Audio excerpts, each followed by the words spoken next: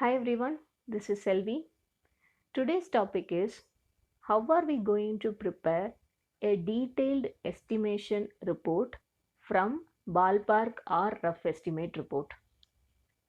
We already discussed in our one of the episode how to prepare the ballpark estimate or rough estimate. Now it is time to take the estimate into next level in a detailed way. But what are the things that are required to prepare this? And how are we going to prepare this, and what are the challenges, how we are going to resolve those challenges? These all things we are going to cover in this episode. Now let's consider we have already prepared the ballpark or rough estimate. So how we have prepared this estimate? This estimate is prepared at a very high level, and this is clearly a rough estimate. It doesn't have details at all because we don't have complete information about our backlog. We don't have complete information about the requirements. At a very high level, what is the scope that we are going to cover? At a high level, from the epic side, we have prepared this rough estimate. Now we are getting into the next level, which means from this estimate, we are going to prepare a next level of detailed estimate from the detailed level of information which is available in the requirements. Now, requirements are growing, because of which we are able to create user stories also. And the team already started with few sprints. Let's consider 1 or 2 sprints already has been completed, and we are now working on the third sprint. Now, as we are done with 3 sprints, we are at a very good level to calculate our average velocity, so that we will be able to understand in what speed that as a team that we are moving. Now let's consider that average velocity is so and so story points. Let's consider like our average velocity is 30 story points. Now we have the average velocity at our end, and we are preparing the user stories also, and almost our backlog is also ready, which means for a particular release or a particular project version, we are ready with whatever the user stories that are required.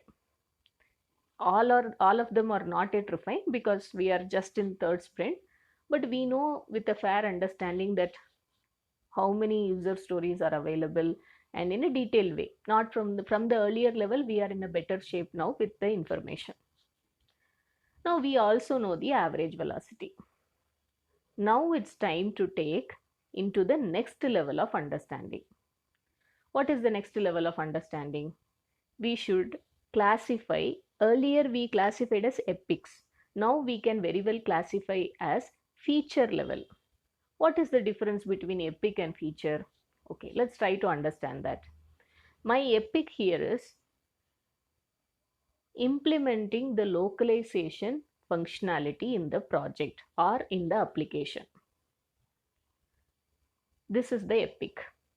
So high level, earlier we estimated for this epic, okay, we need to bring that localization framework, and we are going to support these many languages, and this is what it's going to be. Now we are at the next level, which means we created user stories. What are the user stories and what are the features? Features are, we are going to implement localization with the help of how many languages? 5 languages. Let's take the languages like French, Italian, German, Spanish, and we are going to have Chinese. These many languages we are going to use in the localization. Now this is the next level. So every language is going to act as a single feature. How? Implementing localization functionality for the application French, implementing the localization functionality for the application German. Like that we are going to have all the 5 features. Now we are getting into the next level of detail. Earlier also this was known, but now we are getting into further more details. What is the further more detail? Not only at this feature level, next level also. In this feature, what are the things we need to do? We are going to see. Okay, what are the things we are going to do? First thing is having the framework available for localization. That is one user story, or it may have multiple stories. This is one part of the feature. What is the next part of the feature? We need to make available of the specific language strings. For example, if it is for French, you should have all those language strings related to the French, and you should have those files ready. For every English string or English word, you should have the relevant translated word in French. You should have these files available. Now, what is the next one? We need to ensure whether we are able to pass the English language and get the French text through the framework. This is the implementation we need to do. Next one, we need to do the testing. When I say testing, we need to ensure whether we are able to see all the translated text available, and whether any kind of cosmetic issues are coming, whether any kind of functionality is breaking because of this. All those things should be tested.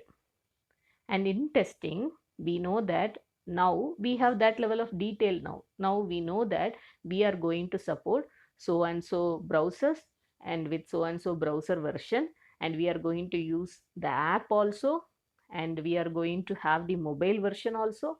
These all are the things the product management team has clarity now. So earlier, just thinking about implementing the localization feature, now we got into the detail, what are the languages and what are the things in that language, specific things we need to do. That level of clarity we have now. So now it is something like, rather than having just a one line statement as an epic, now we have much more details, which allows team to do estimation in a next level. Now what we are going to do? We are going to estimate at feature level. And while doing that, we will also understand at very high level the user story mapping. What are the stories that are required for this feature? We will talk about user story mapping as a separate topic. So I am just giving a kind of understanding here. What are the stories that are available within this particular feature? We will be able to also understand at high level, and it is also a good exercise that we will be able to mention those points to the product owner, so that he or she will be able to update those details in new stories. So now, with all this understanding, now we will say this will take these many sprints. Again, you can use t-shirt sizing. Okay, so for this feature we will be using these many sprints. So which means the t-shirt size of, like for example, M, which is equal to 3 sprints or 2 sprints. Likewise, we will be creating the estimation for every feature. Now we will not compare with the earlier estimation of epic. Now this is at the feature level.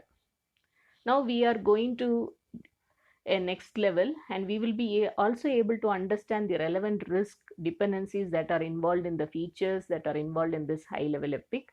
But we got a fair level of understanding now. Now with this, we will be able to tell for this feature these many sprints. And now sum up all the features and come up and say like, okay, for total implementing the functionality of localization, we need these many sprints. Now we have already the velocity, average velocity already prepared. Now already the velocity is prepared with the help of story points, because we are already in execution, so it was easy for us to prepare. Now while team is estimating, they should have this also in mind, like what is the current speed that we are moving. Not necessarily they need to understand that, okay, this is the average velocity, so this is what we will take. No, it is a fair understanding, because now earlier we were not executing anything. We were just giving on the high level detail, on the high level scope we have given. That time we don't know how our project execution is going to happen and what are the challenges in day to day practical things. Those things we were not aware. But now we are in a better situation of that level of understanding, which means we are having much more details. Okay, this is how our execution pattern is. This is what we will be able to achieve in one sprint. So earlier it was a very, very rough level information. Now with the execution detail also, they will be able to use that. It is not with numeric value. Again, I am putting that point. Okay, 30 story points in one sprint, that means how? No, that is just for reference. It is not should be taken as a direct value. But now as we are executing, we have a fair understanding about what is our speed. That also team will be considering. That is the next level of estimation that we are doing now. So now estimation is also prepared. Now question is coming from product management team. Earlier it was just only 2 months the project was taking. Now it is taking 6 months or 3 months or 4 months. It increased. That's how it will be, because we are doing the detailed level of estimation. Earlier it was a very high level of information we had, so we only made a rough estimate. That time also we made a point very clearly. We are making some considerations, we are making some assumptions, and this is just a rough estimate, and it will definitely go for a change when things are getting changed or when we are knowing much more details. We already added that point when we were making the rough estimate. Now we have much more details, and now we are able to see that the estimate have increased. Now it's time to go to the product management team and ask, we have only three options now. What are those three options? Just stick to this timeline, that is a new timeline which actually increase the timeline. That is one option. Second option is reduce the scope. In that already planned scope, what are the things that we can still deprioritize and push it back to the back seat, and what are the things that will be still on scope we can think of. That is second option. Third option is, if there is a budget availability, why can't we increase the people count in our team if it is feasible? Because every time increasing the people will not increase the overall productivity of the team, because they also need to undergo the training, they also need to undergo the learning of the domain. All those things might happen, so there are also chances that we may or may not have a good productivity just because we increased people count drastically. That may not be the actual solution. What is the solution? Either we can increase the timeline, or if we want to stick to the earlier timeline, why can't we reduce the scope? So now it is the product management call, because all these three things are the very important pillars, right, in any project management. So we are giving this option to the product management team to come up with either the scope reduction can happen, or stick to the same scope and ensure that the timeline has increased. So plan well for the releases and update this information to the stakeholders who are relevant to know about the timeline. And the third one is, we have an option to increase our team size, but we need to again look for how the velocity of the team is going to be. Then we need to again revisit on this estimation factor, because that has slight chances that may or may not the overall team productivity may increase or decrease, we don't know, so we cannot guarantee on that. So these all are the options we are giving.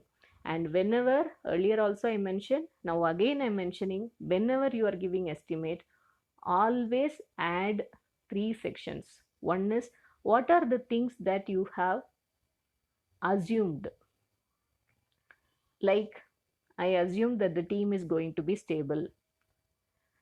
I assume that these all are the this is the vacation plan that we have collected, and this is what the exact plan is going to be. Certain assumptions you may have, and this is the scope and no more scope changes. And whatever the assumptions you are making as a team, capture those assumptions. Second one, about whatever the risk that you have identified.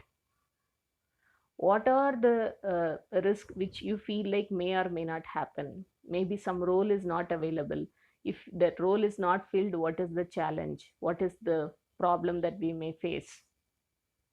And the third one is, give the options or the opportunities available, which means, as we mentioned, you can reduce the scope and again share the new estimate. That is one option. That who is the owner? Owner is the product management team. Second one, if you are able to increase the team size. But what is the assumption there?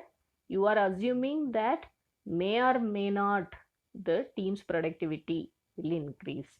So you need to again revisit after the execution gets started when the new team is set up, which means after 2 3 people join, you need to again see how the velocity of the team is moving. Then you need to again plan this activity of understanding how this is going to be tracked, the estimate. Because when new team members are joining, you need to again at least wait for 2 to 3 sprints, because you need to understand the pattern, how whether the velocity is growing too high or it is okay or it is not that much. You need to understand that, so you don't know. So that is one of the thing you need to climb here. The third one is, okay, this is the timeline and this is what we feel that it will be, and let's stick to this timeline. What new timeline that we have understood now from the estimation activity, what we have done. So these all are the opportunities or options you need to provide. So challenges or the risk, assumptions or the considerations that you have made. Third one is options or the opportunities. These sections should be always available whenever you are sharing the estimate, so that everyone knows that, okay, what are the assumptions that you have made. Okay, there are chances that this assumption may go for a toss. This risk may appear. This dependency, this risk actually cannot be resolved at all, or there is no mitigation plan. Let's plan the mitigation. So these all things will come up from this estimation activity. That's the actual beauty of this average velocity, that we can predict and we can forecast our product roadmap. So I believe this episode would have helped you in understanding how from rough estimate the journey towards the actual estimate or the next level of detailed estimate. Hope this would have helped everyone. Thank you everyone for listening. Happy learning and stay tuned.